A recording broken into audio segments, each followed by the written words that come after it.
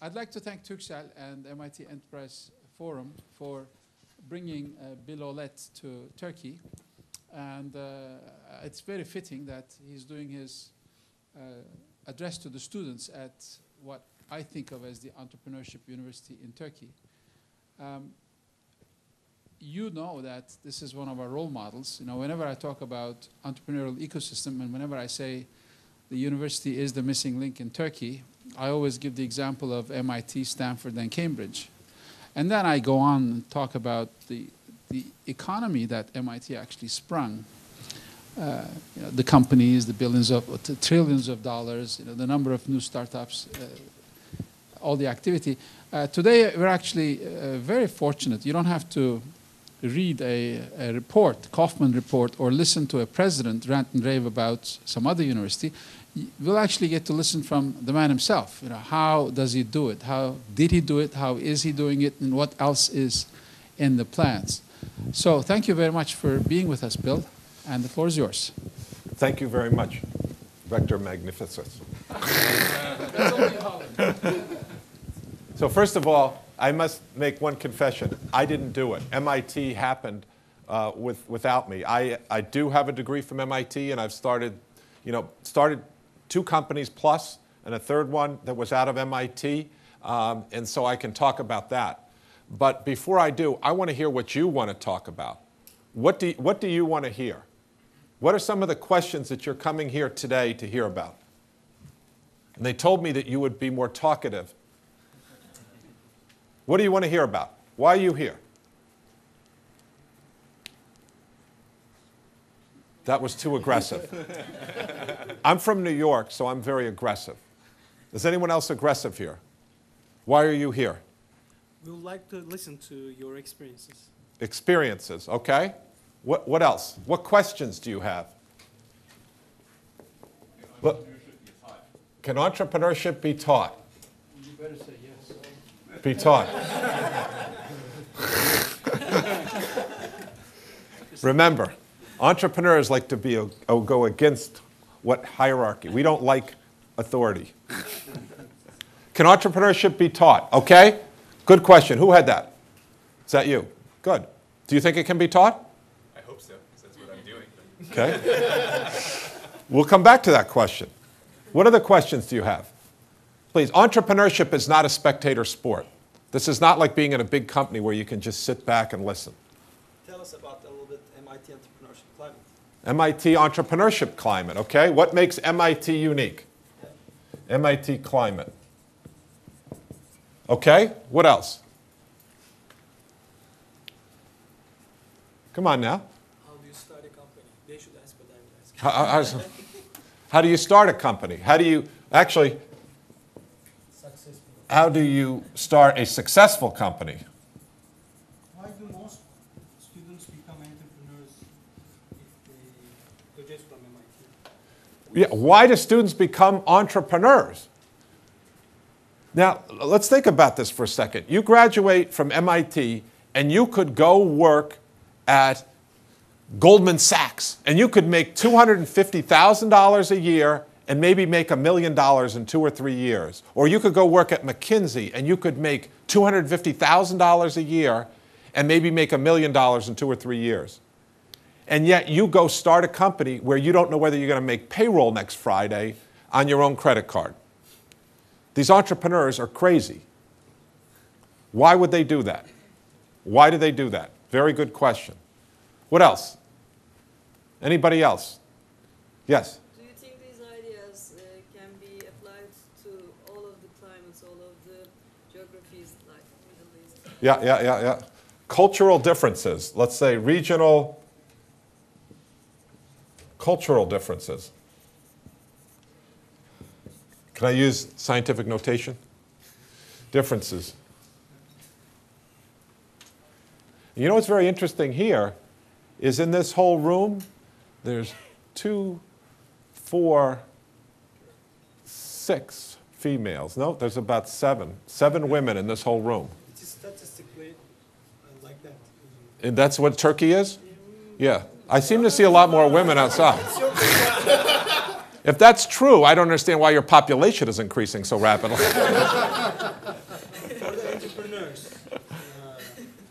Oh, that's a good question. Oh, should entrepreneurs, are males, can females be entrepreneurs? That's too provocative. So why? Gender differences. Okay, yeah, that's a more politically correct way to say it. Gender differences. Come on now, I'll talk about anything, all right? What else? Yes? How entrepreneurship changed the world. How entrepreneurship changed the world, okay? Change the world. What is the magic behind the MIT Entrepreneurship Center? The magic at MIT. MIT. Who asked that question? Yes. What do you do in your energy venture classes? Energy, clean energy. Well, okay, clean energy. All right. Does this flip over? We're going to run out of clean energy. Okay, we have a lot of things now. This is good. So what I want to do is I'm going to start with some questions that I prepared for the one earlier today that I want to start off with some basic understanding, all right? So first of all, let me say, I am not really an academic. We just lost one of the few women we had. You said you're an academic. So I am not an academic. I am really an entrepreneur. I do teach classes. I now teach 4 classes at MIT, and I really enjoy it working with people your age. But I am an entrepreneur first and foremost. So I don't go out and do kind of deep research, although I work with people who do deep research, and I appreciate that. But I consider myself Amadeus to their Mozart. Like, I can recognize real research, but I don't necessarily do it. So, but I'm really an entrepreneur. So but to do this, we have to define what is entrepreneurship, okay? First of all. And then we'll talk about why it's so important. And I think there's a misnomer sometimes as to what entrepreneurship is. And I want to start off with that. By the way, all these slides will be available to you and more. And so when people talk about entrepreneurship, I would tell you that there's 2 fundamentally different types of entrepreneurship. And the first one is what we'll call SMEs. These are small, medium enterprises, okay? This is your restaurant. This is your dry cleaner. This is your franchise that you got to copy something that was someplace else, but you want to do it in Istanbul. These are focused on regional markets. These are focused on regional markets where they're taking advantage of all the people that are here and you knowing that. Often these are service-based. And the people who start these want to work for themselves. They seek autonomy. They want to be in control, all right? And they can do it because these businesses often look like this. They're a service business often, a family business that kind of looks like this. It has kind of linear growth, all right? It doesn't require that much to get started. That is what we'll call SME dealing with regional markets. On the other hand, there's this other thing which I call IBE, which stands for Innovation-Based Entrepreneurship. These are fundamentally different. These go after global market opportunities, okay? Global markets. And these are often technology-enabled or based on technology, okay? And these over here, the people who are doing this are looking to create great value. They're looking to create market value. That means they want to get rich, okay? They want to make a real difference in the world by either accumulating a lot of money or making a big difference in the world. From the moment they start their company, they're thinking about how do I sell this outside of Istanbul? How do I sell this outside of Turkey? All right? And these are based on some sort of technology, and the way these companies look is they look more like this. If this is cash flow, it takes some cash to get them going, but once they get going and they hit it, they don't grow non-linearly. They tend to grow exponentially, okay? They grow much faster, but it takes them a while to get going. So the delta T here to the system, when you put something in here, you'll get results faster. In this one, the results you'll get will actually be negative before you get this growth. But once you get these, you're going to get very rapid growth as opposed to linear growth. This type of company, the IBE, generates exports. This one is focused on the internal marketplace. So why do I bring this out? Because these two are much different than each other. We were just talking about this upstairs. Sometimes the Kauffman Foundation calls these high-growth gazelle companies. But the issue is when you mix these two up, both are good, by the way. Both are essential to have kind of a robust economy. And both we call entrepreneurial capacity. It's good to have both. But these are made for people who really want to be king. They want to be in control. Family businesses, right? They're not giving up ownership of it. This, on the other hand, is for people who want to get rich. And I put rich in parentheses because they might want to change the world. They might want to make a new solution for energy that's less environmentally toxic, shall we say. But these people want to be rich and these people want to be king. And it's very hard to be a rich king, unless you're in Saudi Arabia. But it's very, very hard to do both. And the mentality is different and the business processes are different. And what happens often is that if you do this and you do it well, you can be very good at it. A place like Babson do this very, very well. If you want to do this, you need to focus on this and do this very, very well. This is what we do at MIT, and this is what I'm going to talk about today. But it's important. When you look at governments and they try to do both, you end up getting it skewed towards this and less towards this because I get a quick response if I have money. I put it into this, I'll get jobs. And by the way, I can get jobs anywhere.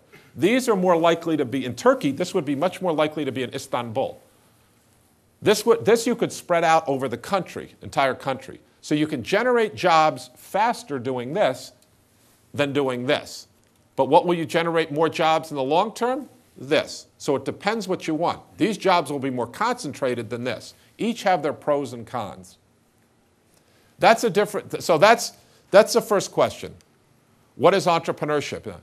Why is entrepreneurship so important? Well, if I had to give you one word why entrepreneurship is so important, it's jobs. It's jobs, okay? So the need to create new jobs is incredibly important right now. And this is why, governments everywhere are looking into this. The US is actually funding a lot of places to help create jobs. If you look at Saudi Arabia, 59% of their population is under the age of 24. 59% of their population. The current estimate on the unemployment rate for Saudis is 40%. It's probably higher than that. So 40% unemployment for Saudis, and now you have this huge cohort of young people coming through to need jobs. Who's going to create those jobs? It's not going to be the government. It's not going to be the government. It can't be Saudi Aramco. There's only so many jobs that Saudi Aramco can do. Large companies are actually getting more efficient. So jobs are an incredible driver of this. And this, was Carl Schramm here last week at this? Yes. And did he speak to this group? Some. Small overlap. So the study done by the Kauffman Foundation was very interesting about the importance of entrepreneurship because between 1980 and 2005 in the US, there were 40 million net new jobs created. 40 million net new jobs created. That's a lot of jobs, right? Let's figure out who created those jobs. So if we just did a quick synopsis of this, companies 5 years old or less, or companies that were greater than 5 years old,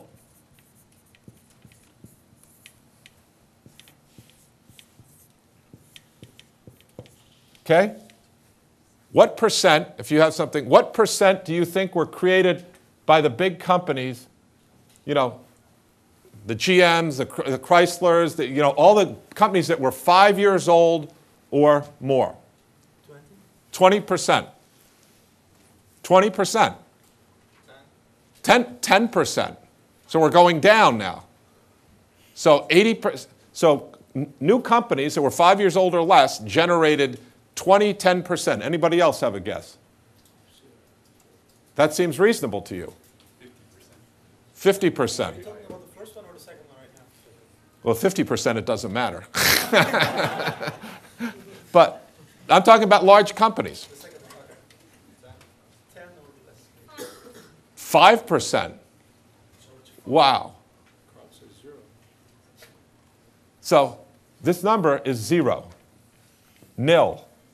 Right? All the net new job creation was created by new companies. Not small companies, not SMEs, but new companies that are so as entrepreneurs, if you want jobs, you better damn well understand what's going on in entrepreneurship, and you better do everything you can to do that. Is that relevant in Turkey? As Sarah Palin would say, you betcha. You've got 26% of your population under 14. What are you going to do when you graduate? So I'll proselytize here for a second. So you can go learn great interviewing skills, and you should. You should learn great interviewing. You can polish up your resume. Or you can spend your time going out, figuring out how to build the company, the job that you really want, doing exactly what you want. If you want to do clean energy and you want to make the world a better place and you want to make Turkey less dependent on foreign oil or something else, you can do that. How are you going to spend your time? And today, a lot of students that we have are saying, look, there's no job that's forever. There's no job that's forever. They're laying off actually tenured professors in universities now. Well, you could work for the government. Yeah, the government's forever, right? I wouldn't want to be in the US Postal Service right now. Because that job is definitely not forever. How would you like to be in the Spanish government right now? Is that job forever? That job is not forever. If you want to control your own destiny, we can go through Lehman Brothers, Chrysler, all these companies that don't exist anymore. And you can do and I don't mean to turn you against large companies here. That's not what we're about. But I'm saying is that a lot of young people want to be able to control their own destiny and be able to create their own job and do it wherever they are. So entrepreneurship is extremely important. And to solve a lot of the world's great problems, yes, we need large companies to do some of that, but entrepreneurs, the entrepreneurial spirit, is going to be critical to help solve the clean energy challenges, the medical challenges we have. This past weekend, we just had something called Hacking Medicine at MIT, where they were figuring out how can you do medicine dramatically cheaper using new technology, new sensors, something like the Microsoft Kinect. How can we harness the power of that? And that's a kind of disruptive thinking that's not done well in large companies. That's what we need. 1,000 people in 1,000 different garages trying 1,000 different things. That's really what an entrepreneurial ecosystem is to me. A whole bunch of people trying a whole bunch of different things. So that's why it's important for jobs, number one, but also to help solve the problems. What did I do with the clicker? There it is. So now let's go back to the questions. Can entrepreneurship be taught? Well, you hope it can be taught. Well, what I'm going to tell you is that I think that it can be taught, but it's not taught just in a classroom like this. All right? And the reason why I say that, because I think about this a lot, just being kind of cynical, is that at MIT, we're successful in creating entrepreneurs. And why are we successful at it? And when you look at a lot of other places, they aren't successful. The first answer is you get the smart people at MIT. That's why it works. No, that's not true, right? Caltech gets people who are just as smart. Harvard gets people who are just as smart. Carnegie Mellon. There's a lot of places, but there's something going on at MIT which is extremely successful. And you can't attribute it to any one person. It also happens at Stanford, too. They're doing this study. And I'll show you just how important. Actually, I'll just go through that right now. Here's the Kaufman study, where Carl Schramm talked about it. MIT, today they're over, just in this magical mile of people going through MIT. And have any of you been to MIT? Who's been to MIT here? Been there? It's not very big. It's really quite small. And it's not pretty, is it? It's kind of ugly. It's a place, it is. I mean, after you've gone around Istanbul, you'll think this is crazy. And the weird thing about it is, like, it's a place where buildings have numbers and printers have names. It's a very geeky place in a lot of ways. It's not extraordinary. But in that magical mile, when people come into it, they leave it, and in each year, MIT alumni start 900 new companies. 900 companies, all right? And there's over 25,000 today, and the total revenue that comes out of these companies started by MIT is almost $2 trillion. Just to put that in perspective, that means that the MIT alumni, the companies are starting, is bigger than the GDP of Turkey. Much bigger. And it's the 11th biggest GDP in the world. And we don't have any oil in Cambridge in this mile. It's just the human brains that come out of it that are figuring out how to do this, right? So something's going on there at MIT. So let's go back to, we defined entrepreneurship. Let's define innovation for a second, all right? What is innovation? And I'm going to go a little faster here now to try to pick up. What's innovation? Innovation is something that creates value. Innovation is fundamentally different than invention. Invention is not innovation. An invention is a patent, an idea. Let me tell you, patents and ideas are cheap. It's execution and commercializing them that's expensive and hard, all right? So we use this simple equation, which should actually say not plus, because this should be a multiplication to be technical. Because if you don't have the commercialization, the invention is probably worth nothing, right? It's a multiplication factor between them. So if you invent something, then you commercialize it. Well, the key still is invention. Oh, is the key still invention? Well, let's take a look at that premise, that hypothesis, with MIT for a second. At MIT, we get over $1 billion a year for technology that's developed in our laboratories. That's a lot of money. And there's great stuff being done in the laboratories. And we have a fantastic technology licensing office that licenses that out.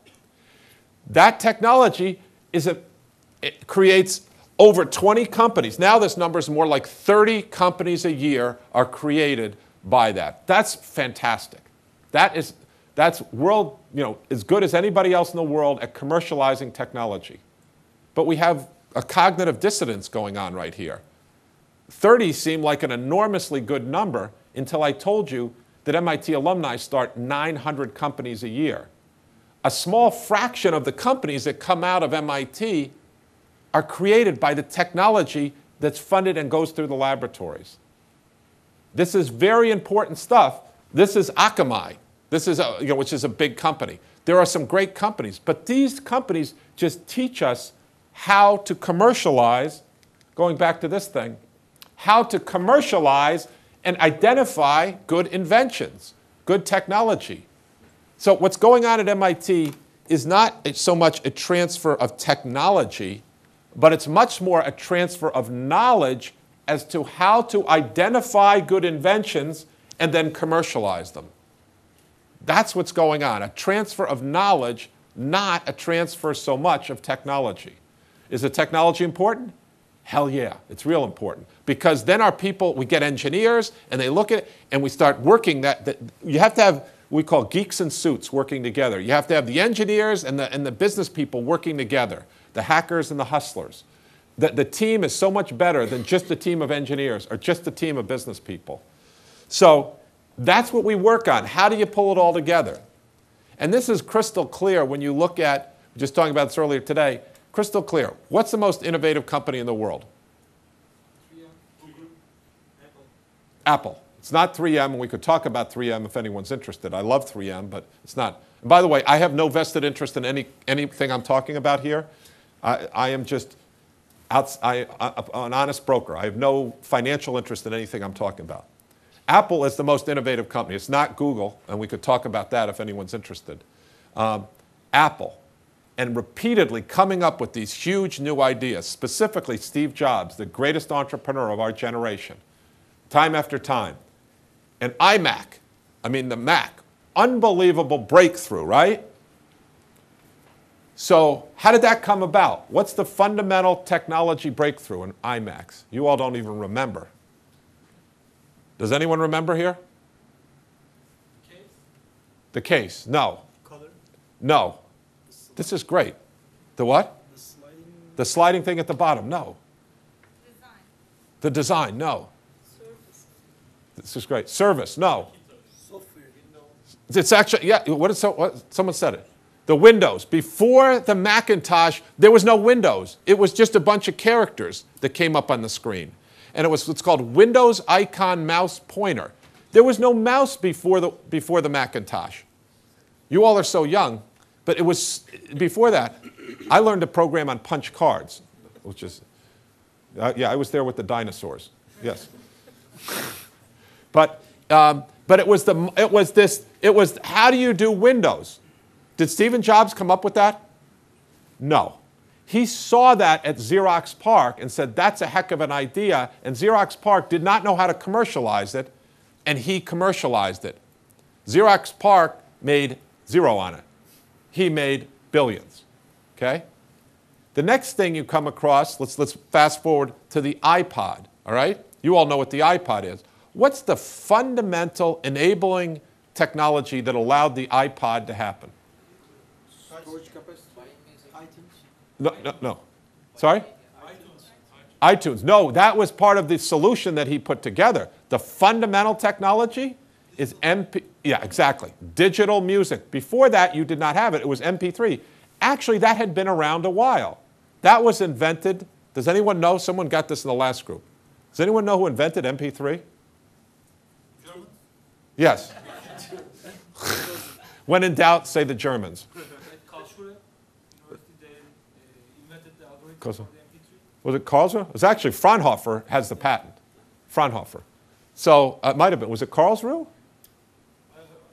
So, okay. But anyway, the MP3 is the breakthrough there. Fraunhofer got nothing out of it. All these other companies tried to do it. It was Steve Jobs who figured out how to commercialize the MP3 and build the things around it to capture the value of digital music. It's brilliant. And you can say, well, that's an accident. You know, it wasn't an accident the first time. It wasn't an accident the second time. And it sure wasn't an accident the third time with the iPhone, was it? Was all that stuff around? It sure was. But no one commercialized it like they did. And then you can think about the tablet computing as well.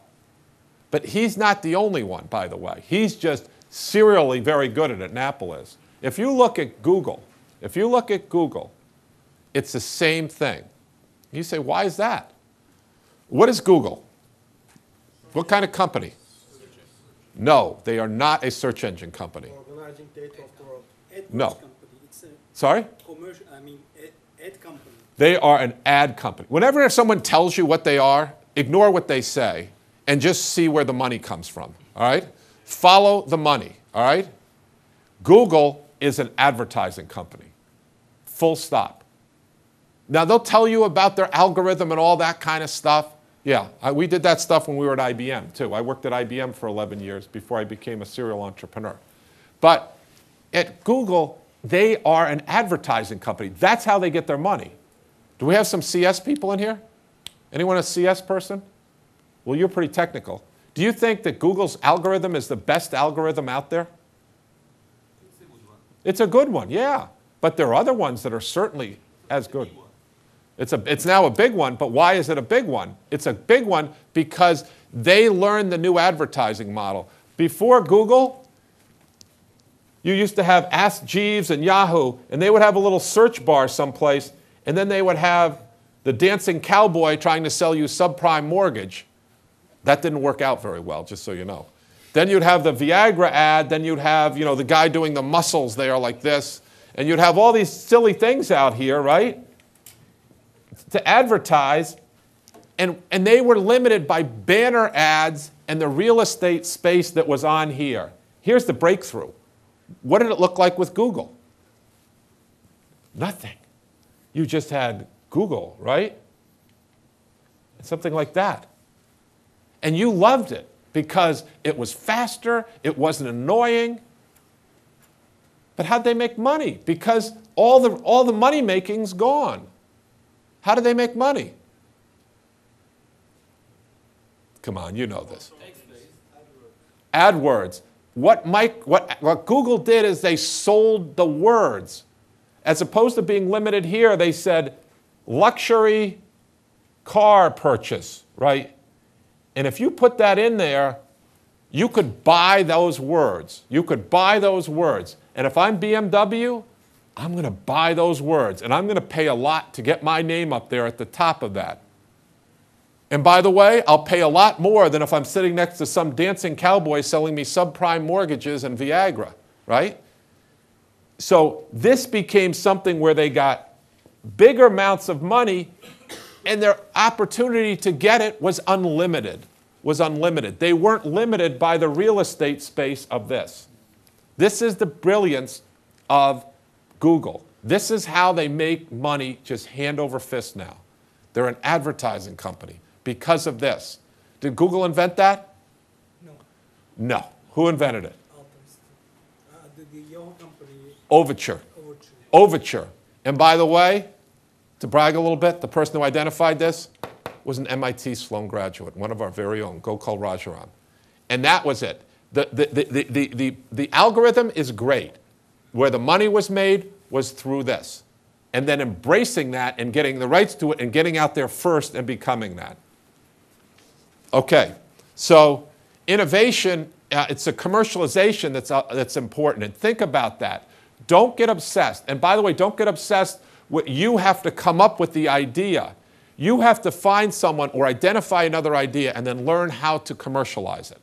It doesn't have to be your idea. In some sense, you're very limited if it's just your idea. Okay, so let's just talk about what makes MIT successful. So here's an entrepreneurial ecosystem as we define it. And you have government. Government plays a role. They have regulation, tax incentive, laws. Stability has to be provided by the government. You have to have demand for products in your region, in your ecosystem. You have to have invention, some place that's inventing stuff, creating new ideas, new technology. You have to have some type of risk capital, some venture capital, what people usually think about. You have to have some angel funding. You have to have infrastructure. People have to be able to get on the internet. There have to be roads. There have to be accountants who know how to start companies and lawyers who will help you. And then there have to be the entrepreneurs, and they have to be educated and network together, and there have to be enough of them. And then you have this thing called culture, or lack thereof, when it comes to entrepreneurs. That was a joke, just so we're clear. It's late in the afternoon. So all of these things are like a team where you need all of them. The question is, which ones are the most important? And what came is that, well, venture capital is very important. You need venture capital because wherever you have entrepreneurs, venture capital is there. So venture capital is driving entrepreneurs. Not true, actually. It's actually the entrepreneurs are there that venture capital comes to get. That's the leading indicator. You have good if you come up and tell me right now you have a company that's now at $10 million and it's growing at 20% per quarter and your gross margins are 99%, I'll get you money here. I'll get you money here. And there'll be people who come. The world's flat. The money will come here to Istanbul or whatever if you have a great business. All right? So it turns out the world's flat for this. The world's also flat for demand. If you have a great product here in Istanbul, you can sell it around the world now. You can sell it physically or you can just sell it digitally. There's one of our, Zafar Khan in Pakistan, created a website called Sofazar. He sells tickets online. If you went to Boston tonight and there was a Boston Bruins hockey game and you bought a ticket, you're most likely buying that through Zafar Khan's company. So the world's flat actually now when you start thinking as an IBE about what demand there is outside of that and funding. And then invention, we just told you that invention is not that necessary. You need to identify it. And when I went to Romania, they actually have a pretty vibrant entrepreneurial community and they have no great university there either. So you start looking at these things. Infrastructure, either you have it or you don't. When it came to, again, places like Saudi Arabia, they pour money into the infrastructure, to the roads, to the internet, and they see no appreciable increase in entrepreneurial activity. Likewise, by the way, with venture capital. You see people set up venture capital funds and they have nothing to invest in. So what really drives entrepreneurial activity? Well, government has to play a role, but that's the third most important. So now it's down to entrepreneurs and culture. Turns out that entrepreneurs, you need entrepreneurs to drive the system. But to drive the entrepreneurs, you need culture, a culture that celebrates entrepreneurs. And I'll tell the same story that I told earlier today, and that is the story of Jeremy Lin. Jeremy Lin is a Taiwanese American who grew up in Palo Alto. He loved to play basketball, and he loved to ever since he was a little kid. But most of his Taiwanese friends didn't play basketball, so he went out and played basketball with whoever he could find. And he was a really good basketball player, and he went out and he kept playing in high school, and his high school team in California was so good that they won the state championship in California. That's a big deal. And he was the best player on the team. Here, Jeremy Lin, he had made it. And here was a great story. Young Taiwanese American grows up in Palo Alto, is going to go to Stanford and play basketball for Stanford, a big school basketball powerhouse. There's only one problem. Stanford wouldn't offer him a scholarship. By the way, no other Division I team of any repute was offering him a scholarship. So what did his parents do? His parents said, good Taiwanese parents, you should go to Harvard because you're never going to be able to play basketball for a living. Go to Harvard. So Jeremy Lin goes to Harvard. Assistant coach Billy Holden says, we got a good one here. And Jeremy Lin shows up, and he's working very hard. They have Jeremy Lin down in the depth chart. By the end of the first year, they go, this guy's very, very good. We didn't understand how good he was, probably because he's Taiwanese American. To make a long story short, Jeremy Lin becomes a sensational player at Harvard. They beat, this is Harvard. This is not a good basketball school. They beat, I even played there. They beat Boston College, and they beat North Carolina, basketball powerhouses. Jeremy Lin was a star. And it came for the pros to draft. Jeremy Lin does not get a sniff, does not get drafted by the pros. I mean, 3 Turks have gotten drafted by the pros now. Is it 3 or more, Selchuk? I think it's more now. Jeremy Lin doesn't even get drafted. Why does Jeremy Lin not even get drafted? He went to Harvard. No, actually, that's not the reason, because he used Taiwanese, and Taiwanese just aren't good basketball players. This isn't going to last. There's something wrong here. Jeremy Lin, he loves basketball, and he works his way to get a tryout for one of the summer teams. He then goes to the summer team in Las Vegas, and you can see this on YouTube. He goes up against the #1 draft pick from Kentucky, which is like the ultimate. And the #1 draft pick is a guy by the name of John Wall. He basically eats John Wall's lunch. And they say, oh my God, maybe Taiwanese can play a little basketball. The Golden State Warriors then sign Jeremy Lin to a contract. Jeremy Lin plays in the National Basketball Association. He's not a sensation, but his uniform is the #1 selling uniform for much of the year. And Jeremy Lin has made it. So that's a very interesting story. Why are you telling us that?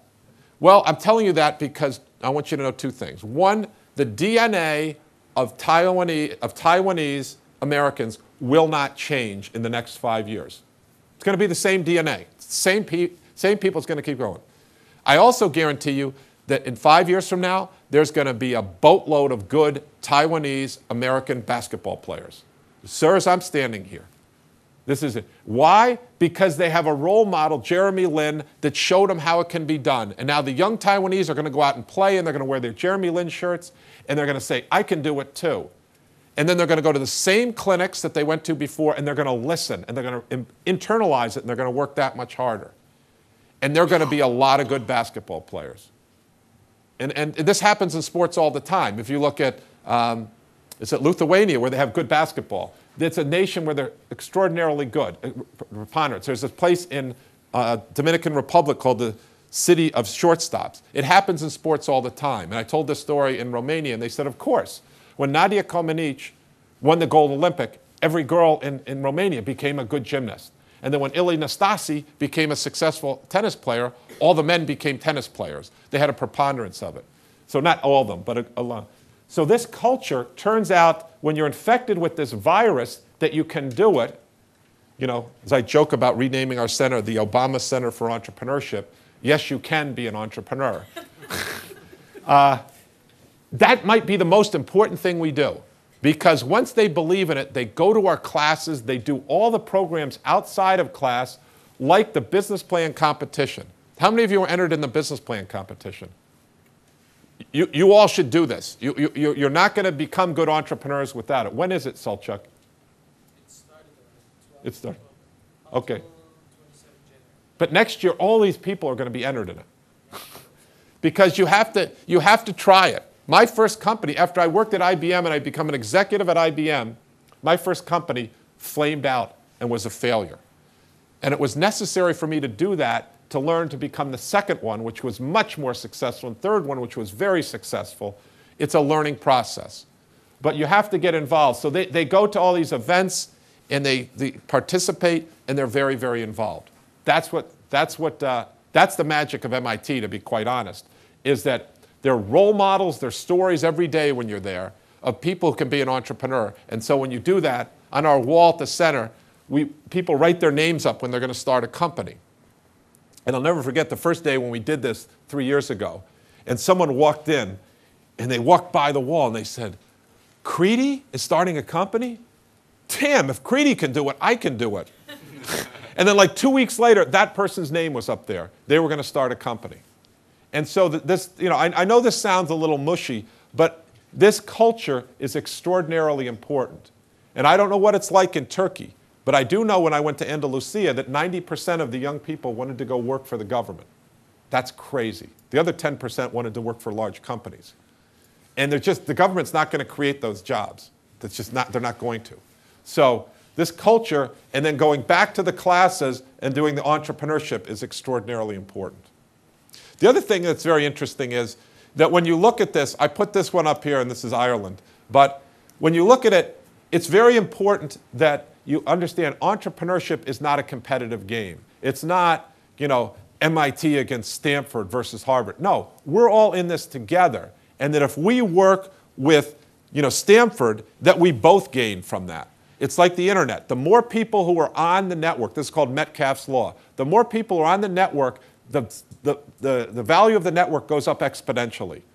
So we're not in competition. MIT's not in competition with you here. We want to help you, and we want to get your ideas back, and then we all gain.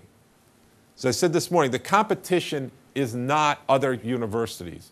The competition is people who don't want to innovate. And frankly, the competition for me is Wall Street, who wants to take our best and brightest and not have them create companies and jobs, but rather have them create complicated financial mechanisms that are so confusing that they create financial chaos. So I'm sorry, do you have a financial department here? Rector? Oh, well, they won't like me, but that's not it. But that's what we look at the networking effect of it. Okay, so we look to educate at MIT in the classroom. Very hands-on stuff, which I'll hopefully show you some here. And then we have a nurturing program outside it. You have an incubator here. And then we do that. We don't call it an incubator, but we have nurturing where we help them outside of the classroom start to apply their projects in the real world. So we call this skills, build up to real world capabilities, then building a network so that once you have your capabilities, now you can meet mentors, you can meet advisors, you can get employees, you can meet customers, you can meet investors. This is where you start to get your resources, because it's very important that entrepreneurs get resources. And by the way, you have to be very efficient about how you get your resources, because they won't be yours. You don't have a lot. And then we celebrate entrepreneurship. We say, it's okay you failed. That's all right. You know, I failed on my first one. We want to have a national day of failure at MIT, where people can talk about, you know, how they learn from it. Now, failure is good if you learn something from it. And then we call rinse and repeat, do it again. So that's what we do at MIT. That is called the magic at MIT. And that's the big cultural difference. Is that different regionally? Yeah, a lot of places they don't want to celebrate. entrepreneurship. They want to celebrate sports heroes. They want to celebrate actors. Yeah, that's the same thing in the United States. And by the way, it was the same thing in Pakistan. And then Pakistan, it's changing now. Pakistan really appreciates this.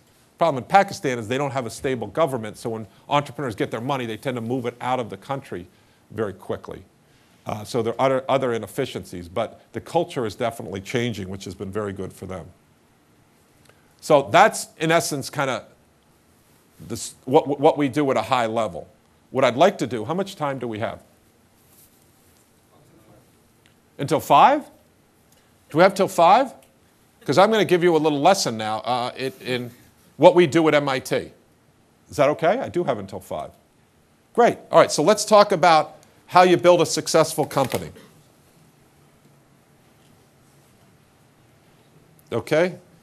So which one is this? This is number 2. Can we have a break for 5 minutes? Absolutely. You can do whatever you want.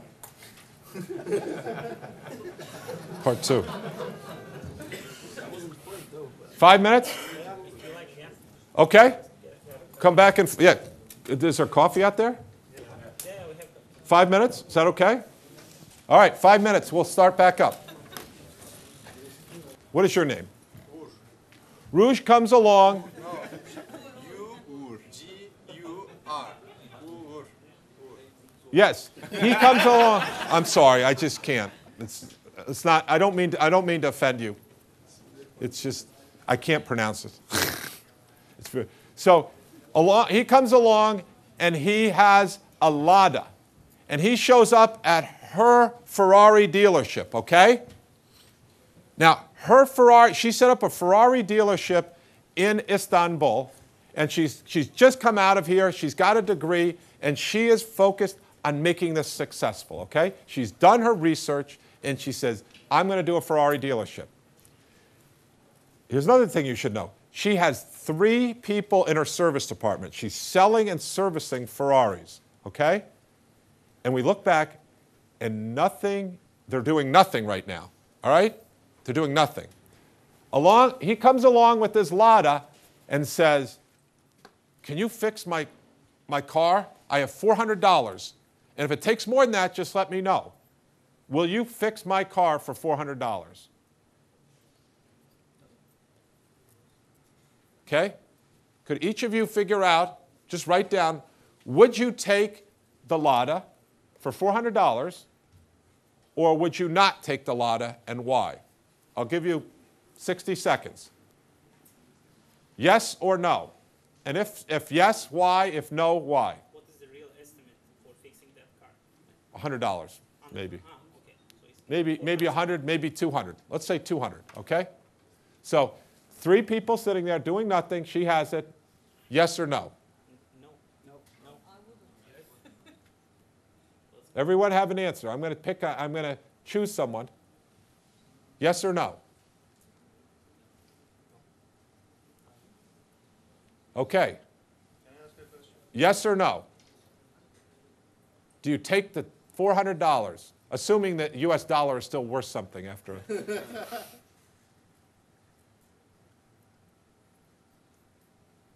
You're not sure. Do you take it? Yes or no? You're not sure. Mademoiselle? No. No. Why not? We only service Ferraris. We don't want anybody else driving the door and Let me explain something, okay? What is the single necessary and sufficient condition for a business? There's one and only one. money transaction. Cash positive. What about a business plan? A product? Passion. A mission statement. Products, right? Good. Okay. Demand. So I have people who, actually I have some right here. Okay? So this is my students, and they will come in, and they will bring in their business plans, okay? So let's say, come in, and there's the business plan. Make sure I take this when I go self-check. It'd be very embarrassing. And they come in, and it's a photonics, you know, laser gallium arsenide thing that does amazing stuff, patented proprietary technology that's going to change the way silicon chips are made. And it's incredible. And people are going to need more chips for cell phones. And they've got a product plan, a mission statement, a good CEO, a funding plan, excellent financials, all that good stuff, right? And they bring it in and they say, and I look through it, and they say, what do you think?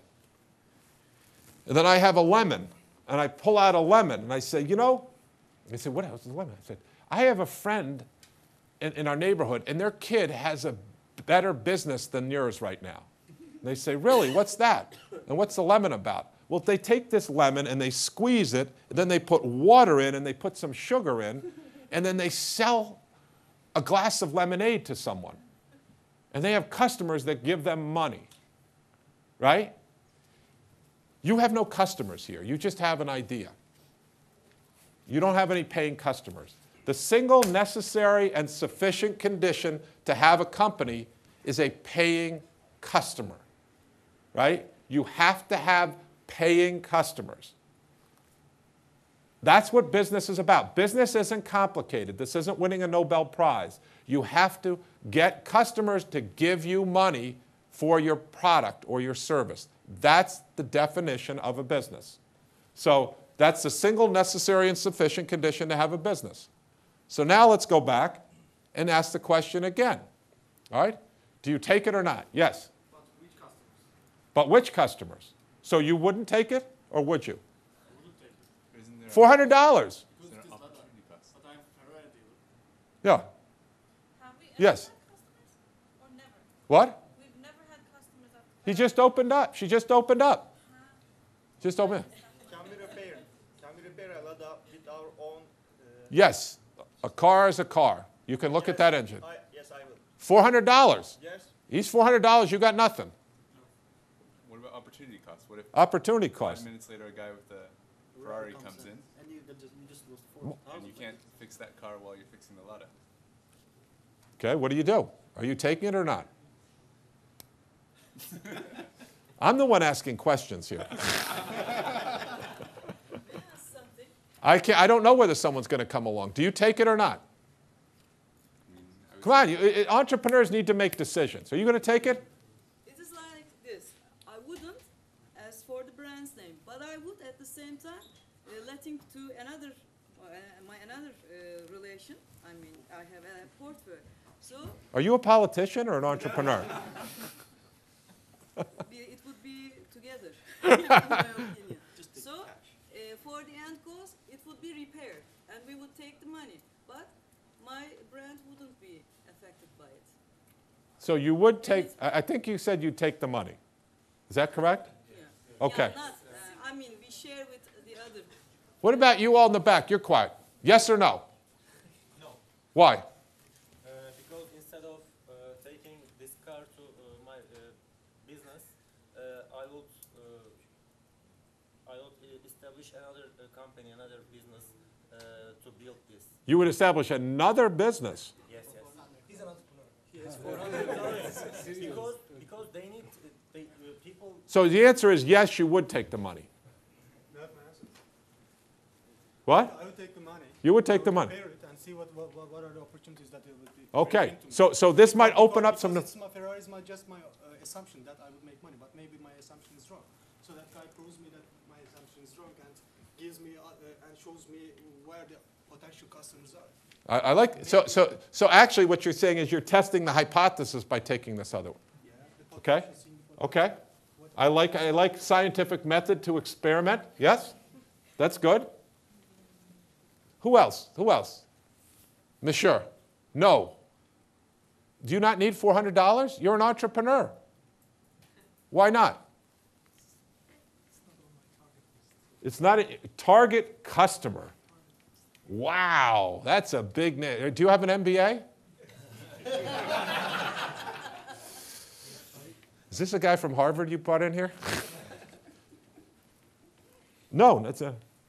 How many of you would not take the $400? How many of you would take the $400? So it's about 50-50 in the Rector Magnificus. So now I know what the answer has to be. I'd take it through the back door. So let's talk about this a little bit more for a second, all right? Before we make this decision, let's talk about this, okay? Let's do a little market analysis, okay? Who studied marketing here? No one? Okay. Let's talk about this Ferrari person, okay? Everyone knows what a Ferrari is, right? Okay, good. You were joking, Selchuk. All right. Who buys this Ferrari? Who is our target customer, as this fancy person said? Who's our target customer? High income. Which ones? High income. So it costs about $300,000, right? So they need to make a lot of money, all right? How much? What's high? 500,000? That's a lot of leverage.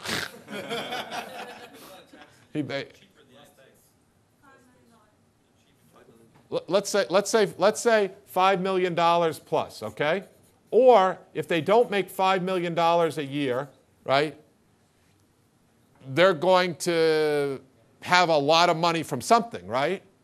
Maybe they're an entrepreneur who sold their company. So they're going to have a big balance sheet or big balance sheet. That means that they came across a lot of money somehow. Maybe they inherited it, okay? What else do we know about this person? Is it male, female? Probably male. Okay, so let's go with that assumption. Male. Rather than Paris Hilton. Sorry? Rather than Paris Hilton. Paris Hilton? Yes, she likes Paris. Yeah. Well, I don't think Paris Hilton is Paris Hilton in your target customer for this? No. So it's a male. What else do we know? Yes. Loves girls. He what? Love girls. He loves girls. He loves girls. Okay. Loves girls. And he's an egoist. Egoist, right? Okay. Yes? You have to want to buy a car. So they need some sort of transportation to get to work every day. No. Maybe a person can have $5 million. Yeah. They don't want to buy a car. Or are they buying a car? What is this person buying? Are they buying a car? Luxury is a name. Show off. They're trying a show off. Show off. What's the number one reason that they buy this car? To show off. This is a status symbol, right? It's a status symbol because they love girls. Is that right? So how old is this person, this male? 50? 35? Not 35. Just Yeah. Oh, no. Yeah, their maturity might be 5, but how old are they? 30 to 40. 35. 30 to 40. You think they're 30 to 40? Okay, 30 to 40 to 50. Okay. What do they look like? You, Sweden. What's that? I said you. I'm sorry? I said you. No, I'm not a Ferrari person. I can assure you of that. But what do they wear? What kind of clothes do they wear? Brand clothes, custom suits. They don't wear Armani. They wear custom suits from Italy, right? They're wearing custom suits from Italy. Where do they? So let's go back to this. We could also spend a lot of time figuring out what they look like. I bet they're probably in their 40s or 50s, but they sure as heck want to look like they're in their 30s, right? Right? Are they married? Maybe. What? Yeah. They're very likely divorced, or as we said this morning, we said It's complicated. Yeah, I like that. It's complicated. It's complicated. Right. If they're married, it's very complicated. And they're certainly active, shall we say, right? And they're buying into this image, right? And they've got a lot of money. And where do they go? Where do they go on the weekends? Nightclubs, okay? Where else? Just any nightclub? No, the biggest nightclubs. Expensive. And where do they go if they want to go for a weekend? Where would you think they go? Sorry? Saint-Tropez. Someone say that? Saint-Tropez. Or Monaco, right?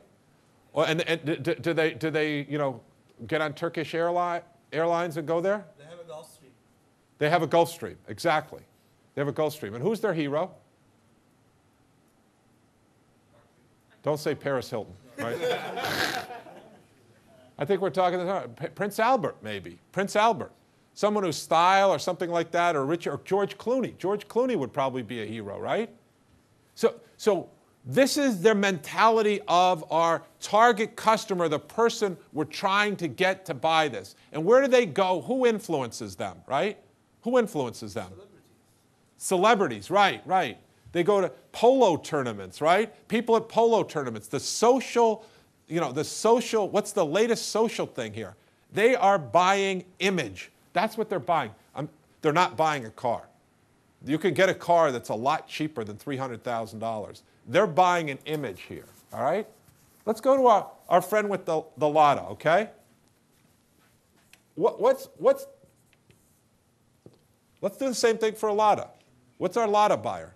Do you have a lot of lottos here? Yes. You do? Yeah. So who is this? Who has a lotto? Recluse? Working class. How old? 20 to 50. That's a lot. 20 to 60. So there's probably students might have it or old people might have it, right? Right? Why are they buying this car? Cheap. It's the cheapest form of transportation to get from A to B. Do they care about image? No. Not at all. Not at all. What do they do on the weekends? Drink beer? Watch baseball. So they drink beer, they watch football, maybe get in a brawl or something. Mostly they spend their time with their family. So they save their money so they can spend time with their family at the kids' sporting events, right? And this car may be used for both family and for work. Right. And if we made this a Volvo, this could be a very different story, right? This is definitely a family, and probably the driver here is the mother who's very interested in driving her kids to the game, is worried about safety, and this is your soccer mom, right? We could do this whole thing here. So we can build this, and where do they get influenced, right? Well, they probably go to Consumer Reports or Carfax.com or Consumer Reports. So now we're going to know who influences them throughout this process. Who influences them throughout this? Whereas these two are totally different target customers, okay? And when we're a startup company, we have to focus on the customer and what they want. And we have to be really, really good at that. If you want to spread out and be an innovation-based entrepreneurship company, you got to do something really, really well, all right? So Abdul Jamil, he sponsors a competition, right? He started out doing Toyota in Saudi Arabia, and now he makes Toyotas in China because he really understood the customer as he went through it. Now, the point here is that the last one, I'm not saying you should always focus on rich people. That's not what I'm saying here. You can focus on that customer, as Walmart has done and a lot of other startups, and you can make an incredibly successful business. But if you want to focus on this one, do it and do it really, really well. Don't do this and that, because then you end up doing neither well, all right? And the biggest driver of entrepreneurial success from our studies, besides building a team, an execution of it, is this thing called WOM. Have you heard about this? Word of mouth. And why is word of mouth so important? Because when this person goes to the family's kids' sporting event and tells someone else, you know, I just got this great lotta, and they gave me a great deal, and they didn't hassle me, blah, blah, blah, blah. And you make them really, really happy, they start telling other people, and the cost of customer acquisition, your marketing costs are very low, and your customers start coming into you. And this word of mouth is the driver of it, And in the old days, when I did it, you know, a happy customer would tell 7 other customers. 7 other customers, all right? Today, what's the situation with word of mouth? 5 times. It's with social media, this can be astronomically. If you make someone really, really happy, what do? They post it on Facebook, and they tweet, and they get out there. Let me tell you, we have a student who was in this class, Birju Shaw. He started a website called Sugar Crew, sugarcrew.com. It was for diabetics. Within 4 days, he had 150,000 users on his site. And not casual users. People were spending 10 hours a week there. Really? Yeah, because he focused specifically on diabetics and provided something that they wanted, and then they started talking to each other. It was a well-connected community. Word of mouth drove that up astronomically. Very interesting story. He got that, and then he put out a donut for diabetics to test it out. And people clicked on it, sometimes twice, on average twice, to just see what this was. And he had such a captured community that they were willing to look at whatever he had. And there was no such thing, by the way, as a diabetic donut. He was just testing out to see if they would go through to find out. So what you do is you focus on a customer, this is called a persona. And what I want to show you here is actual personas for it. So you're right, our friend up here we're having fun with, you have to define who your target customer is. We said, you know, you need a customer, but you're not driven by any customer just because they come in. Look at this guy, he's going to give you some money, but if you just get driven by that, you're not going to get really good at one thing. You're going to be transaction driven. And on the other hand, what we don't want you to do is to be market driven, to say, oh my God, you know, there's 26% of the population of Turkey is under the age of 14, and I have a new game, and I can just sell them this game, and and if only 10% of the people buy it, then we're going to be rich. Or what we call the China syndrome as well. There's 1.6 billion people in China, and they all have teeth, and if we sell them a toothbrush to just 0.001% of the population, we're going to get rich, you know? That's what we call fun with spreadsheets. That is not understanding who your target customer is. They're way too abstract. What we want you to do is figure out the persona of someone like this, and then know that there's a whole bunch of other people. Here's the issue. If her Ferrari dealership, she built this plan based on her analysis. She better have known, one, that there was someone who would buy that first one, and then that there were a bunch of other people that would buy it. And rather than taking the money from the Lotta person here and getting distracted, she should go out and go to the Polo Club and go out to meet them at their charter jets, their Gulfstream, and in Monaco or Saint-Tropez, and get to know them and find out why they're not coming to her shop, and get them to come to her shop, and then see, as we say, if the dogs will eat the dog food, as we're going to talk about in a minute. But you can't do that at an abstract level. You have to figure out, and then you test this, going to someone said, testing the hypothesis that they'll buy that. And now we're going to talk about how you do that. So here's a case of, this is now blocking. So now let's talk about the situation of a persona. Here's a real persona, okay? A company that does water filtration. Now, this is not someone that we just made up. Chuck Kirby is a facilities manager at the IBM New England Data Center in Littleton, Massachusetts. He has over 20,000 Blade servers today, growing at 15% per quarter for the past 2 years and for the foreseeable future. He's He's a second-generation American. His parents came in. He lived in Medford, went to Medford High Middlesex Community. He moves to Winchester. He has a family with two kids now. Why do we do this? This doesn't matter. You've got to get to know who your customer is at not just a rational level, but at an emotional level. Because we have to know what this person fears and also what motivates them. And so he's mid-career. He's been at the company for many years, and that's where he's going to stay. He's technical, maintenance-focused, a vocational. He's not from MIT. This guy's a volunteer fireman. Where is it down here? Who still has a beeper. He drives a pickup truck. This is not someone who's going to be the CEO of the company. And what they like to do is they like to solve problems, a volunteer fire mentality where they like to go out and put out a fire and move on. Now, so they've been there for 5 years, and they're probably going to be there for more. They've already seen 3 managers, and their promotion path is not to take their boss's job, but to get more facilities and to get paid more for that.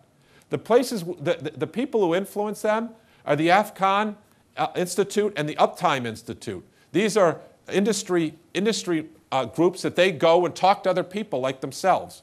You want to influence? Go to those meetings, and that's where you're going to find out. They're also starting to follow Green Grid, and they're starting to read this Hamilton and Manos. These are very influential people. So now we know who influences them. Now we know where they're getting their information. And then we find out, what do they really care about, right? And this company started out by selling green to their customers, all right? And what happened is that green was the number 4 things on what they cared about. The number 1 thing, if you went out and sold greenness, you weren't going to resonate with this customer. The number 1 thing they cared about was reliability. That system better not come down. Because if the data center goes down, the business comes to a stop. They can't ship product, they can't build product, they can't collect money. The entire company comes to a stop. So they're not going to do anything that compromises their reliability, because that will get them fired.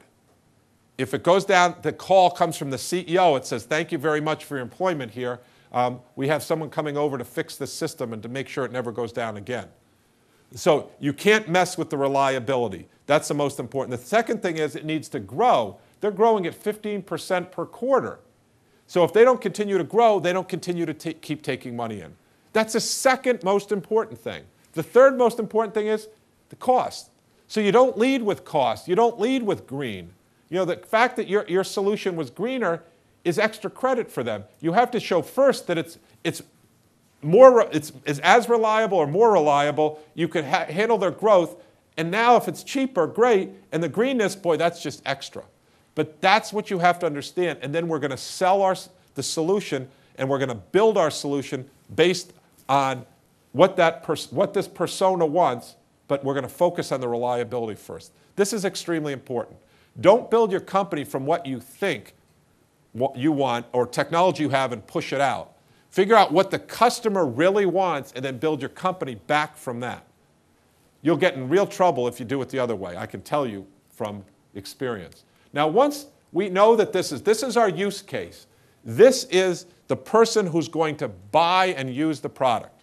And this is very important. You have one customer. This is a use case is one customer that you can follow all the way through. And we use the example in our class that I mentioned before, is that there's a great new dog food. It's cheaper than the current dog food. It's got better nutriments in it. The dogs eat it and they're healthier. They sleep better at night. They shed less hair. They're more obedient to their owners. And they're just happier. Everything's great. Is it marijuana? There's only one problem with this dog food. What's that? Illegal. The dogs won't eat the dog food. And sometimes you have a solution, and you got to find out, will the dogs eat the dog food? And until you have one case to prove that they'll do it, we don't believe that the dogs will eat the dog food. You have to prove that they can do it and see it all the way through. Now, to prove that Chuck might want to eat he might want to eat the dog food. He might like your product. But who else is involved in the decision-making process? This is what we call the decision-making unit. Who else is involved? Well, he's going to use it, and he has the money for it. But who else is involved in this? Well, the data center manager's his boss, and he's partly the customer, secondary customer. And then this person, it comes out of his budget. but he really has veto power over it. He's going to go with what the facilities manager says. And purchasing always has veto over it. And they might ask for competitor's bid, but still he's going to drive it. He's the one who we say has the ink. He has the ink to sign the check. And so, now, but these other people, this person over here, the engineering firm, actually has a lot of power because they can veto it. They're strong influencers, and so we have to understand that. So we map out who are the people in the decision-making unit who have to buy off on this to get it done. Because while the dog might eat the dog food, someone's going to have to pay for the dog food as well. And how is that check going to be cut? So understanding the decision-making unit is very, very important. Then the next thing is the decision-making process. How are they going to buy your product? Step through that process as to how they'll buy it in your single use case to understand it and then try to do it. In this case, they said, well, we're going to sell to new people because it's easier because they don't already have a data center and we don't have to rip pipes out and everything. The problem with this turns out to be, once you analyze it, is that this is way too long for a startup. This is over 2 years. This is like 3 years to sell. In a startup, we don't have a lot of money and we don't have a lot of time. So if it takes 2 years or more to sell it, we're in big, big trouble. It turns out that once you analyze it, that a retrofit, while not as elegant, is the way that we have to go, and we're going to get their commitment early on, and then we're going to basically sell it and then get someone to help finance us through that. But the sales cycle is much shorter here, and we're going to come back to that in a minute. So a use case exemplified by a real persona, that persona now is going to be representative of a bigger market. And then we think about the decision-making unit in that use case and the decision-making process to get it done. We map it out. So once we've done that, we've shown that one person will do it. All right? One person will do this. But have we proven that there's a big enough market for it? So now we're going to go back to our market analysis. And we're going to say, you know, how many other people are there? We have our use case. Okay? This is our /persona, which we've mapped out. And we're going to talk about why this is important going forward. People remember personas. It's real, it's a story, and it will help you as we go forward to know how to develop your product, who to hire, you know, what decisions you'll make going forward. How do you build up customer service? Now we have to see what's the total addressable market for this. Okay? All right, what we call the TAM. All right? So how many of these people are there like Chuck? You know, Chuck's at IBM. Well, it turns out at IBM, we'll just make this up. At IBM, there's 200 of these people. And, you know, by the way, Cisco has a bunch of them, as does Google, as does Microsoft. And we start building up these numbers, and we end up that there's 10,000 of these people. And for each one of these, we can sell our system for $100,000, right? And so now all of a sudden, that gets to be a pretty big market that shows that, yes, it's a big market. This is a huge market. That's what we show. We go back up to the total addressable market now, and that's where we know, yes, this looks like a very good business. But now that we've had that, we've gone from this use case way up to the sky. Now we're going to come back down and now tell us who are the 10 specific customers that after we've got Chuck, who are the next 10 that I've spoken to, and they will not only eat the dog food, but they will buy the dog food. So we can get down to making a real business right away. That's how we build a marketing plan to jumpstart companies to get going. And does it guarantee that you're going to be successful? No, it does not. But I guarantee you that it will make your odds of being successful dramatically higher. So let me stop and just ask questions here, or ask you if this makes sense. You start with a persona, specific use case, one time through, so it's not theoretical, you know, like the China syndrome stuff. We understand the DMU, the DMP, we do a total addressable market analysis, and then we have 10 specific customers. 10 specific customers. Make sense? Maybe. No? Does? Okay. So let me just go to the last part, and then I'm going to try to end in five or 6 minutes so we have time for the questions you were asking at the break. Once you've done this, you know that you can get customers to buy your product. You're pretty confident now. Now, here's the next question that comes up. There's a whole bunch here on other things like crossing the chasm and how you pick a market. It's a specific example. But now I want to talk about COCA, C-O-C-A. C-O-C-A means your cost of customer acquisition. Your cost of customer acquisition. How much does it cost for you to acquire a new customer? How much does it cost for you to acquire a new customer? And people say, I don't know, it's just, we're going to get it. Well, how do we determine that? Well, first of all, we know the DMP now, so we can start to figure that out. Are we going to sell through direct channel? Are we going to sell through indirect? Are we going to do it online? All this will affect that.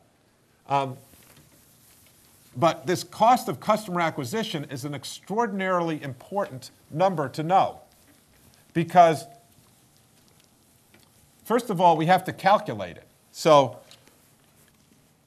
we look at all the sales and marketing costs to close one customer. So then we find out, we did this today, pets.com, all right?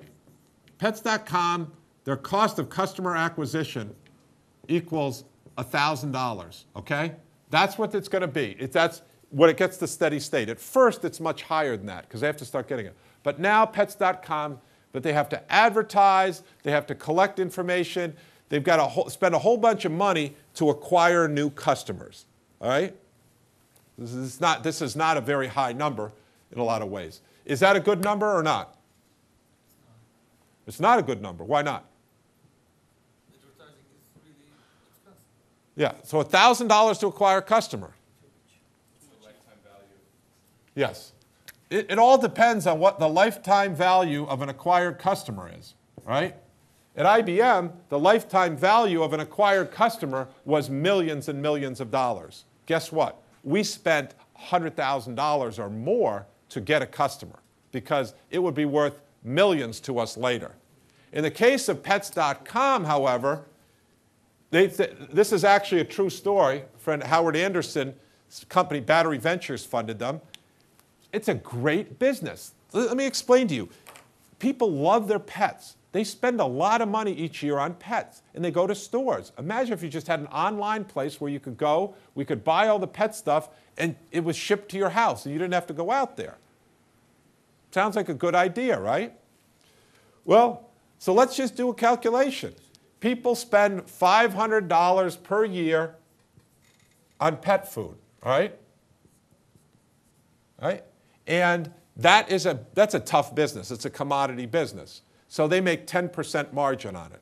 So they make about $50 per year, right? Is this a good business? Why not? Cost of acquisition is very much larger. Yeah, because how many years is this going to take to pay back? Never.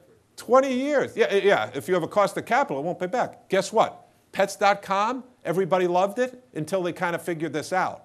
And then they said, oh, Pets.com is in stealth mode now. You know what that means? That's out of business. It's this very simple, business is not that complicated. But think about, so we push very hard our people to figure out what your cost of customer acquisition is, and then what's the lifetime value of an acquired customer, okay? And there's some great businesses out there now. LinkedIn, Facebook. What's the cost of customer acquisition for Facebook? Zero. Asymptotically approaching zero. Does Facebook monetize you? Let's talk about LinkedIn. I know a lot more about LinkedIn. LinkedIn, cost of customer acquisition in LinkedIn, asymptotically approaching zero, right? They don't have to do a lot of advertising. So they do build up somebody to send out emails. The cost of lifetime value of a customer when you're on LinkedIn, very high. And it's going up, right? Lifetime value, because I'm on LinkedIn, I buy a premium subscription because it's very, very valuable to me to know all these different connections. So I pay $40, maybe $50 a month. If it goes up, I'll pay more because it pays back for me. They sell premium subscriptions to recruiters. They have advertising. They have other transactions that they do to raise money, that they get money from you as customers. So LinkedIn is a great business model. The cost of customer acquisition going down, asymptotically approaching zero. The lifetime value of customers is going up because it has networking effects. On the other hand, let's think about Groupon for a second. Do you like Groupon? Cost of customer acquisition for Groupon is not zero. They've never made money. And guess what? How is it trending? It's trending up. This is trending up for Groupon, right? This, on the other hand, the lifetime value of a customer for Groupon is very unclear. It could be going down. Can they sustain these restaurants, these customers they have? This is going down. This is why Groupon is not nearly as interesting as a company investment as LinkedIn. And for your companies, when we do this all the time, think about what your cost of customer acquisition and then what the lifetime value of the customer is and profitability, cash flow to you. And it can help you crystallize a lot of the key decisions that you're going to make. And the best way to reduce cost of customer acquisition is through word of mouth. And now using social media techniques like inbound marketing. So how do you do IBE marketing? You figure out something that you're really good at relative to everybody else and not just within your own area. If you look at Ireland when they start exploding, and Israel today, they don't focus on their internal market. They focus on the external market, how to get out there and sell to other people from the beginning.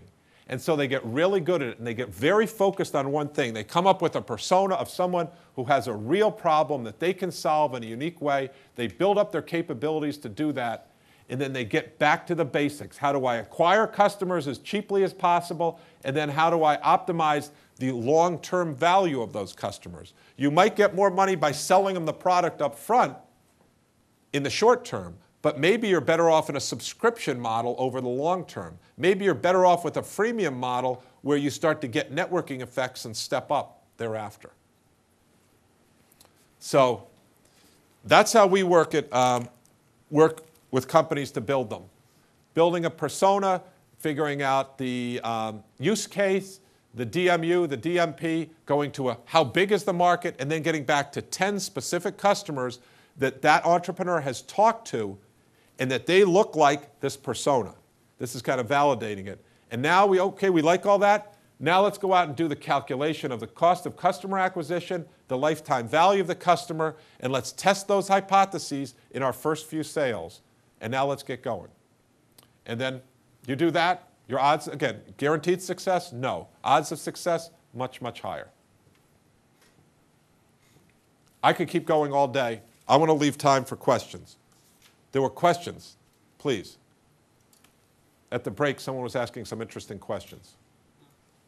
Yes? I was asking the trends, business models, and for 2012, what are going to be popular business ideas or where the world is going? So there's no shortage of really good business ideas in all areas, right? In mobile is incredible. Clean energy, the question was clean energy, which we have to talk about more. That's a longer term, harder situation. Tremendous opportunities there. It's a huge industry with huge problems. Medical, but certainly social media. But we see people, we see people with incredibly interesting, crazy ideas like microloans. So you all want money to go out this weekend. Or you might want $200, but you have no collateral. How would you get a loan? Who would loan you money? Well, what if I figured out that I could loan you money at a good interest rate and I could be assured that you're going to pay it back? That would be a pretty good business, wouldn't it? Well, guess what? I bet I could if I took your Facebook page as hostage. How many of you were on Facebook? I'm serious. How many of you are on Facebook? Everyone here is on Facebook? Yeah. And you're going to want to go out and you get $200, you're going to do that. And I guarantee you're going to pay me back, because if you don't pay me back, then I can block your Facebook page. Interesting? Why do you take a digital hostage? What? Take a material hostage, something from our house. Too hard. Too hard. Yeah. You're not going to be able, because on Facebook, all that you can't. You're not going to go out and get a new Facebook page. You've got all those relationships and things in there. What other ideas? Gmail password, maybe. Yeah. A Gmail password? All right. Well, anyway, there's ideas all over the place. You just have to kind of go out there. Mobile, I mean, same today. It's incredible, the mobile phones, the smartphones. Incredible. We have not even begun to tap into it. Those things are more powerful than a Cray supercomputer was 10 years ago. And they're easier to use, and they're sitting on our hip, and they're wireless. That's incredible opportunities. You know, we're just over at Turkcell talking about it. They've got more ideas than you can shake a stick at, and they have no idea how to implement them. That's where you all come in, right? Education, educational technology with iPads. Huge opportunities there. How are you going to revolutionize the way people learn? Are you still going to have textbooks? Does that make sense? Do you all still have textbooks? Yeah. We're not going to have textbooks in a very short period of time. They're just going to be on that because you can mark them up. We can't mark up textbooks, you know, and you can mark them up, you can distribute it, you can get information back. Medical technology. We can't afford to, we could just go on and on about educational technology, how you can do wirelessly and the way that things are going to be transformed. I would love to, and some of my students have it, just ask you the question, how many of you would have, you know, take your phones out and vote. How many of you would take the lot of business or not? And it could come right up on the screen. And then I could ask you other questions, and in real time we could enhance it. Educational technology, huge. Advertising, how are you going to monitor and control and intelligently watch your advertising spending? You know, a Bloomberg model for advertising for companies. How are you going to manage all these network connections you have? What if you had a dashboard that showed you who are you connected to? I'm going to Boston. What should I do in Boston? You know, medical technologies going to transform. We can't continue to do the same things we're doing. You know, physical therapy. How can you do physical therapy? Can you do fitness in the home? You know, big thing is how do you handle all this what we call digital exhaust? Sandy Pentland calls it digital exhaust. What are all this stuff that you leave around the world? You know, your click streams, the other information you have. There's a lot of there's no shortage of opportunities. The world is full of opportunities. There were some other questions people asked me at the break that were very interesting. Didn't you have a question? What was your question? No, I was about to ask a question. Yes. You just separated like entrepreneurship into like SMEs and innovation-based entrepreneurship. Yes. And do you think like research-based entrepreneurship is more sustainable than like the IT-based innovation, innovative entrepreneurship? Like, Do I think IBE is more sustainable than SME? No. I'm just dividing the innovation-based entrepreneurship in two. Yeah. Like the research-based innovation Yeah. entrepreneurship Yeah. and non-research-based innovation entrepreneurship. Do you think like it's more sustainable in the research-based entrepreneurship? I don't. You can get like patents, like trademarks and other stuff. Yeah. You can like actually you can just save or like you protect your business long term. Yeah, IP is very valuable, Exactly. and given a choice, I would prefer to have IP. Yeah. But understand that there are a bunch of patent trolls out there now. Yeah. You don't win in the courts, the IP courts. You win in the marketplace by getting real customers who pay you real money. Now there are some patent trolls out there, and Lemelson was one of them, and there are some people like that. But that's in my estimation, that's not real business. That's not real entrepreneurship. Like, if you say like that's not real business, you're just excluding the life sciences and medical technology as well, because like the IP, it's like they're really depending on IP. No, So I think no. I'm saying patent trolls. Okay. Patent trolls. If you take IP and you commercialize it, Absolutely. Life sciences is extremely important, but someone has to commercialize it. And you have to figure out, who is this drug for? Give me a persona of who it is, and then let's figure out how do we get it to market. And what was the other one besides life sciences? And I can just add on a question about that one. So Yes. if your product is so far away to the market, like Yeah. in life sciences, it's like around 10, Yeah, yeah. 10 years or 8 years. Yeah. So how can you attract an investor that would like to have a return of investment in 6 months, like in Turkey? Because if you just build an IT business, your return of investment is like just 6 months or Yeah. less. Did everyone hear the question? So one of the questions is investors, venture capital investors, IT investors, are used to very quick turnarounds in their business. And they're not used to the long cycles of life sciences or clean energy. Well, that's because they shouldn't be if they've been trained on IT, because underlying IT are two fundamental laws. Is Moore's law, where the power of the computer doubles every 18 months. So if I have a computer for 3 years, it's a dinosaur. It's not even worth having anymore. The install base turns over. And likewise with Metcalfe's law, which said the power of the network goes up exponentially with the quality of the people who are on nodes on the network. So those investors are very used to it. They're not necessarily good investors when you have life sciences, because they don't understand that business. The very thinking that made them successful in IT, let's disintermediate, let's do this, is going to get you into great trouble in the biotech area and the clean energy area. And for example, all these IT people come and they say, I want to invest in energy, but I want an energy deal that has no government involvement, no regulation, and no subsidies. To which I say, I want a fantastic dessert that makes me so happy and has no calories. It doesn't exist. Energy is a service that's provided to all levels of society. It is regulated. It will always be regulated. It's something that gets subsidies because it's in the country's national interest to be energy independent. And so it's not going to exist. So you have to get an investor who's appropriate for your industry, who understands it. You're just not going to be able to explain that to someone who's been in the software industry that said, why does it take more than 18 months? Can't you get this done? And why aren't your gross margins 99.9%? That was always that way in software. In energy, you seem to have 10% gross margins. How is this possible? And then there are different things from the biotech. So you need expertise not only at the entrepreneur level, but also at the mentor and investor level as well. And so one thing that's a bad thing is if you get, so probably all of you have had bad roommates, right? And then you think, that's horrible. Let me tell you, if you have a bad investor in your company and it's successful, it's a nightmare. It's an absolute nightmare. Because basically, you're married and you want to have a divorce and you've got this kid that both of you love. And no one's going to give it up.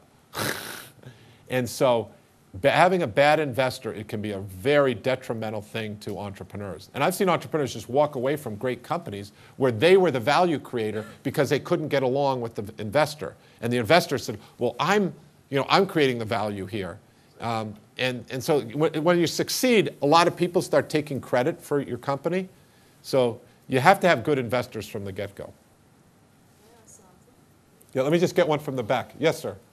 What percentage or how much of the entrepreneurship bug is something you think you're born with? I think there's, let me say this, and I'm going to make these numbers up because I have no research, all right, to back this up.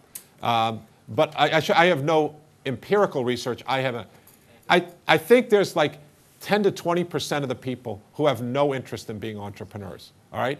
And even though they're very, very good, like I always say, people say, should I be an entrepreneur? And I say, are you above average?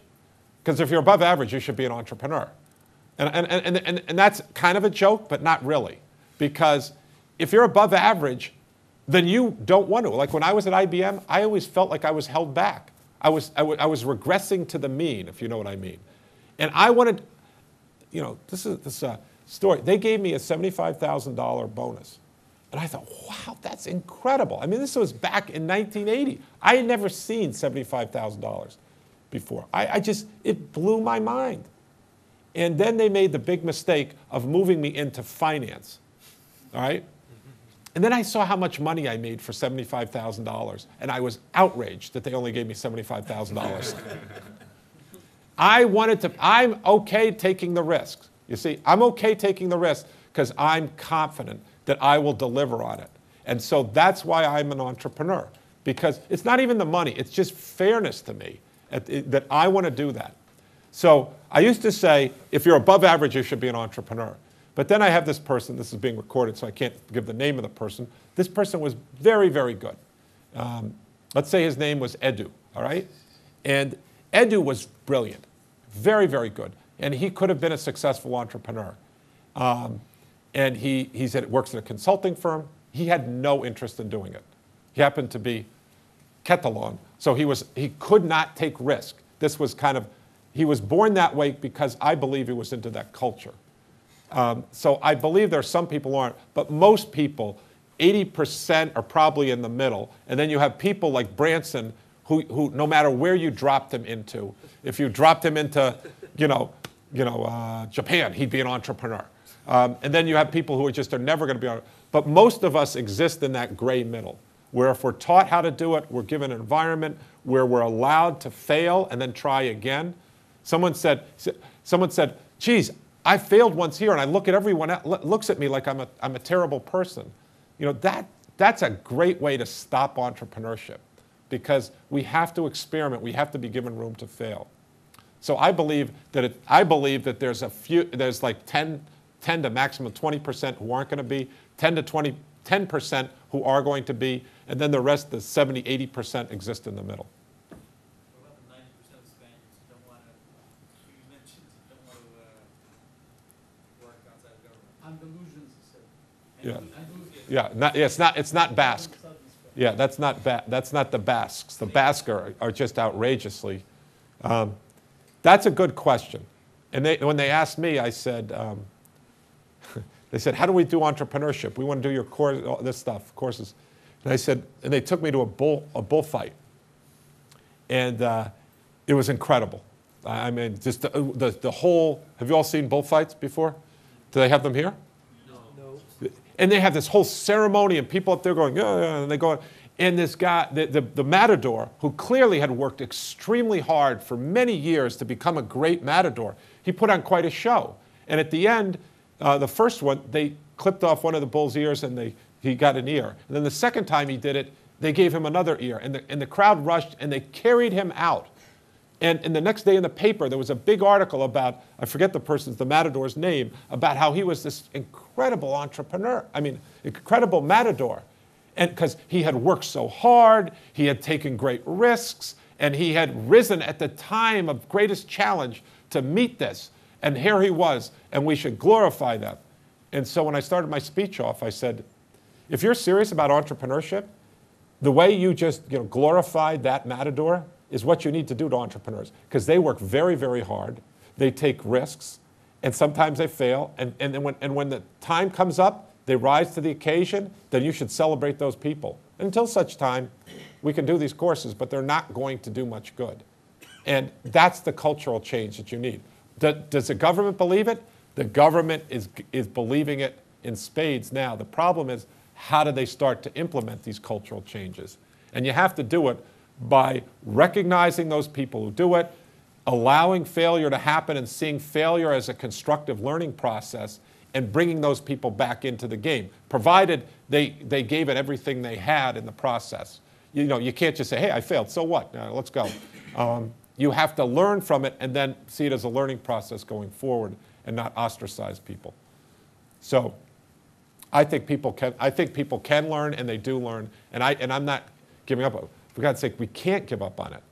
Like I just told you about Saudi Arabia, we cannot give up on it. And Saudi Arabia is much more concerned to me than Andalusia. Yes, sir. You might be confusing genetics and culture here. Culture is what keeps people from becoming entrepreneurs. People looking down upon failure. Yeah. Which is the case in most of Europe, not just Spain. Yes, you yes. fail once, you are a social outcast. Whereas in the US, if you fail once, it's okay. It happens to everyone. Yes. That's a good point. Genetics don't hold us back. Genetics don't hold us back. There is scientific research that affiliates or associates no more than 30% of personality or characteristics or attributes Yes. of entrepreneurs linked to genetics. Yes. But culture, that's a different story. Yes. And one of the questions is, what is culture, too? We have this debate. Because I say this, and then all the social scientists, when I first did that with Scott Stern and Fiona Murray called the Wheel of Fire, they said, why do you say culture? We don't know what culture is. And so I thought a lot about that. And culture is what we operationalize every day, the values that we operationalize every day. And the best way to do that is through the role models that you see and the urban legends that you hear. What stories are told? And what values do those stories tell? The stories that a society keeps retelling. That's how you change. That's what culture is. What do your parents tell you? What do your parents say to you? That's the culture.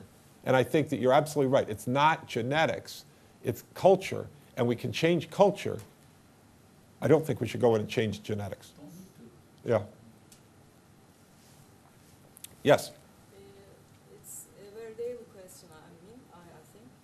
Are there discussions going on among young people, especially around MIT, for example, about revision or updates of entrepreneurship ideas after these, how can I say, Occupy movements or these daily things? For example, as one point, part of it is creating jobs, as this is the problem. Mostly, how can I say, outspoken. So Yeah. maybe there are discussions for more creative ideas among young people, and it's very, very important, I think. Yeah. So does everyone hear the question? Is there a change in entrepreneurship based on the Occupy Wall Street discussion? All right. So you know, we have a very interesting situation. And I think it's different than Europe. You know, in Europe, I think people see business people as exploiting other people. That's not how we see it in the United States. I mean, it's important. Creative ideas. Yes. On the part of entrepreneurship, for creating jobs can change many things also. Yes. I give importance to that also. Yes. Yes. Not only the actions. Yeah. But also these ones. So if you are you asking that does Occupy Wall Street? Recent discussions. Yeah. I'm wondering among young people around MIT. It's Oh, yeah. important. Yes. Because this is an entrepreneurship, how can I say, institute, and Yeah. young people have a lot of, how can I say, ideas, and recent discussions, recent daily things Yeah. maybe are affecting, and they have more creative ideas Yeah. influenced by them. So is it creating new ideas? I don't think it is. Revising or updating. Yeah, so entrepreneurs, I can't say whether they sympathize or not with Occupy Wall Street. That's not for me to say. But I know that they hold their head high, that they feel like they're contributing to the solution. They are not part of the problem here. And you heard mine. I mean, taking our best minds and to do financial instruments that we don't understand, you know, to do these things, that's not what we should be taking our best and brightest people to be doing. We need to have them going out and creating new companies that solve the energy crisis or reduce medical costs or increase, you know, standard of living, creating jobs. That's what we should be doing. And I will tell you that I know that, I mean, they might tell me what I want to hear, the students. I will tell you what I do know is that the MIT faculty and administration and highest levels are extremely proud and want to be even more supportive of entrepreneurship because of what it's doing. And I would say not just MIT, the Obama administration regularly comes up and wants to know what we're doing about this stuff. And we don't have all the answers, but we certainly have a lot to contribute in that discussion and a lot of practical things. We want to learn from them. We want to learn from our other institutions and other places, but they're very, very interested in it. And we've had this discussion about over and over, and we have a number of our people actually down in Washington now working in the administration, trying to help to bring entrepreneurship more and more to the forefront. I mean, it's at the forefront, but the problem is, as some of the people know here, is government is inherently not an entrepreneurial activity. And many of the people who are in government are not entrepreneurs. And so they talk about entrepreneurship, but they don't understand it at a visceral level. They can say the words. And we need to get some more of those people up there, and that's what we're trying to do. So I've run over. I apologize. I thank you. We need all of you to, no, I shouldn't say all of you. If you're interested in entrepreneurship, you should be very proud of doing it. You should try to not just think about Turkey, but think about the broader world. If you're going to use Turkey, if you want to do an SME, great. But we need people doing IBE entrepreneurship as well. Think of Turkey as your test bed, and then do something that's really great that you can get outside of it. One, that will help create more jobs. Two, it will help Turkey be stronger. You currently have many more imports than you do exports. This will help you in that. You also don't have enough foreign direct investment. And you will draw, as I said, if you have good companies, believe me, there's a lot of money and it's very liquid and it will find you here. If you have a good idea, people will find you and bring that money to you. And that's what we need. And you guys are at a very, very strategic place. I mean, at the crossroads of between the East and the West. What you can do to help the Middle East, which has an enormous population coming up that needs to be, I mean, if we could do something, I say this, we would have a Marshall Plan today to export entrepreneurship capability and spirit and the virus to the Middle East, so to help give those people jobs and hope. Because what entrepreneurship does is it gives you hope in the future. It gives you, that something can be better, I can make a difference in the world. It gives you pride in something that you own. You're an entrepreneur, you own something. This is different than going and working for somebody else. And the third thing it gives you is rigor. In your life, when you're an entrepreneur, it's tough. It's really tough. Because if you don't get it done, you might not make payroll this Friday, next Friday, the following Friday. So you get in there and you work hard. It brings rigor to your life. And you say, geez, that's not what I want. Well, actually, you do want it. Let me tell you. It's a good thing to have. So if through entrepreneurship, through what you do, what we do, we can bring hope, pride, and rigor to millions of young people, the world's going to be an infinitely better place than it will be if we don't. So with that, Rector, should I turn it over to you? No? That's it. Good luck. And make great companies.